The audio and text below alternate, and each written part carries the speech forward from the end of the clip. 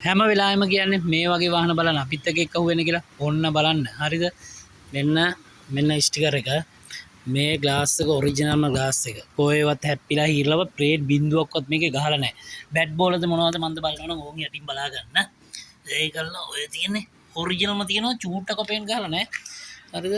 මේ වගේ කැරවන් එකක්. හරිද? එතකොට ටින් බොඩි එක ඩොට් එකක් කරනවා ලක්ෂයක් අඩු කරනවා. එක ඩොට් එකක් කරනම් පිහිල්ලේ ලක්ෂයක් අඩු කරනවා. හරිද? බලන්න වාහනේ කොහොමද කියලා මෙන්න තත්ත්වේ. හරිද? ඔරිජිනල් ගම් පූටු ටික පෙන්වන්නද? ඒක ඔරිජිනල් ගම් පූට අතක් තියලා නැහැ. ඔන්න බලාගන්න ඔරිජිනල් ගම් පූටු ටික මේ පේනවද? 100ට 100යි. කියායි ප්ලේන් බින්දුවක්වත් ගහලා නැහැ මේ. ඔරිජිනල් ගම් පූටු ටික ඔරිජිනල් ගම් පූටු ටික හොඳේ. එතකොට ඔන්න ඕකයි තත්ත්වේ. හරිද?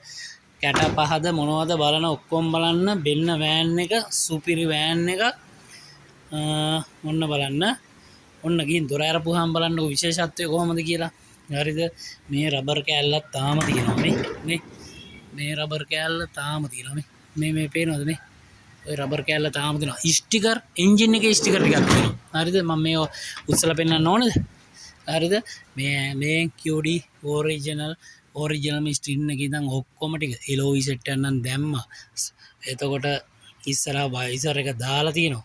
ඔය ටික තමයි කියන්න තියෙන වෙනස තියෙන්නේ. හරිද?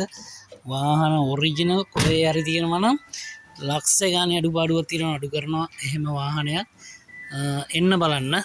හරිද? ඔහොමයි කැරවන් වල තත්ත්වේ.